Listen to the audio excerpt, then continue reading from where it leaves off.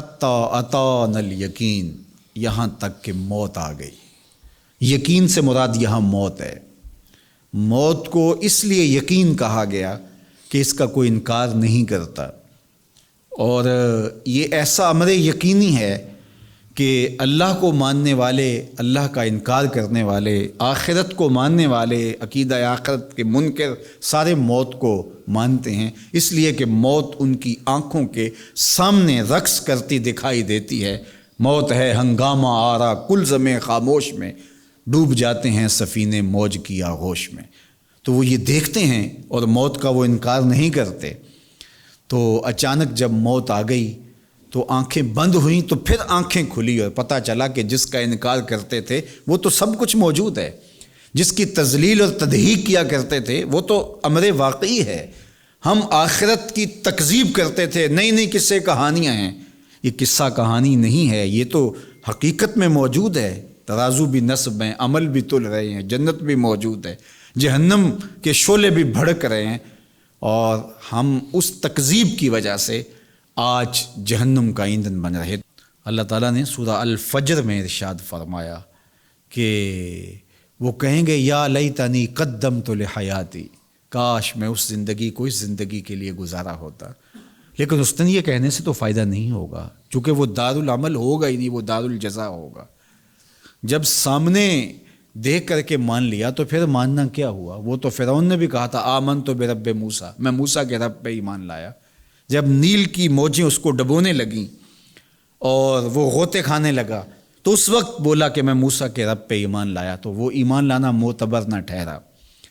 اس لیے آج موقع ہے، آج زندگی ہے، آج قرآن ہمیں بار بار بتا رہا ہے کہ آئیے اپنی آخرت کی تیاری کر لیجئے، اور کہیں ایسا نہ ہو کہ مغالطے میں رہ جائیں، دھوکے میں رہ جائیں، اور اپنے نفس کے فتنے کا شکار ہو جائیں، کسی باتیں کرنے والے کی باتوں میں آ جائیں، لیکن جب آنکھ بند ہوگی تو ساتھ ہی آنکھ کھلے گی اور پھر تمہیں پتہ چلے گا، اور پھر ڈاڈا پچھتاؤ گے، لیکن اس وقت پچھتانے سے کچھ نہیں ہوگا۔ آج لے ان کی پناہ، آج مدد مانگ ان سے، کل قیامت کو نہ مانیں گے اگر مان گیا، تو اس دن تو پھر کوئی راستہ نہیں ہوگا۔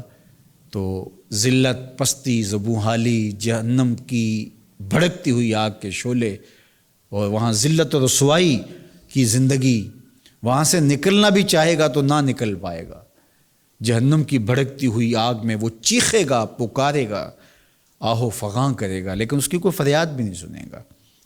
وہ پانی مانگے گا تو اس کو کھولتا ہوا پانی دیا جائے گا، غسلین دیا جائے گا، جہنمیوں کے زخموں کا پیپ ہوگا، وہ اسے دیا جائے گا۔ کھولتا ہوا مائے حمیم بھی بتایا گیا، غسلین بھی بتایا گیا، اور وہ اتنا گرم ہوگا کہ اگر اس کا ایک قطرہ اب زمین پہ ڈال دیا جائے تو اس کی بدبو سے جانوروں کے دماغ پھٹ جائیں، اور گرم اتنا کہ اگر اس کا پہاڑ پہ قطرہ ڈال دیا جائے تو اس کی حدت سے، گرمی سے پہاڑ پگھل جائے۔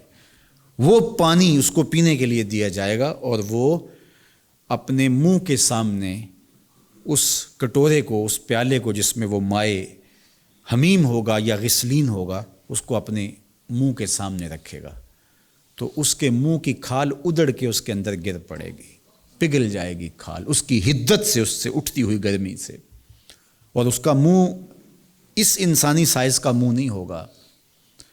اللہ اکبر! احد پہاڑ جتنا ایک دانت ہوگا جہنمی کا، یہ 15 کلومیٹر پر محیط ہے احد پہاڑ، تو 32 دانت اگر ایک منہ میں ہیں تو منہ کتنا بڑا ہوگا؟ یہ وجود اتنا بڑا کر دیا جائے گا کہ یہ عذاب کی تکلیف زیادہ سے زیادہ سہے اور گوارا کرے۔ کھال 70 گز موٹی ہوگی تاکہ زیادہ سے زیادہ عذاب کی تکلیف اس کو گوارا کرنا پڑے، اور جب کوئی بھی جہنمی جہنم میں جائے گا تو یہ انسانی شکل چھین لی جائے گی، چونکہ یہ شکل محمدی صورت ہے، یہ محمدی شکل ہے، اس لیے اس صورت کو چھین لیا جائے گا، اور صورت انتہائی بھدی صورت کے ساتھ وہ جہنم میں داخل ہوگا اور اذیتیں سہے گا۔ آئیے قرآن مجید کی ان آیات پہ پھر غور کریں اور اپنی عملی زندگی کو بہتر کرنے کے لیے کوشاں ہو جائے۔ ایک وبا کے پھیلنے کی وجہ سے مزید دل نرم ہوئے ہیں، اور ہم یہ دیکھتے ہیں کہ اللہ کی طاقت اور قدرت کیا ہے، وہ چاہے تو پوری انسانیت کو باندھ کے بٹھا دے. کسی کی ہمت نہیں ہے کہ وہ دم بھی مار سکے. دنیا کی بڑی بڑی طاقتیں جنہیں اپنی ٹیکنالوجی پہ، اپنی عقل و فہم پہ، اپنی خرد پہ اور اپنی مہارتوں پہ ناز آج بے بسی کی تصویر بنے ہوئے ہیں. تو آئیے میں اور آپ اس کے حضور حاضر ہوں اور سچے دل سے 5 گانہ نماز کے ساتھ اپنے رب کی رضا جوئی کے لیے کوشاں ہوں.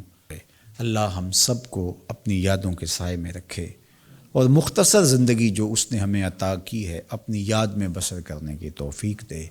وآخر دعوانا ان الحمد للہ رب العالمین.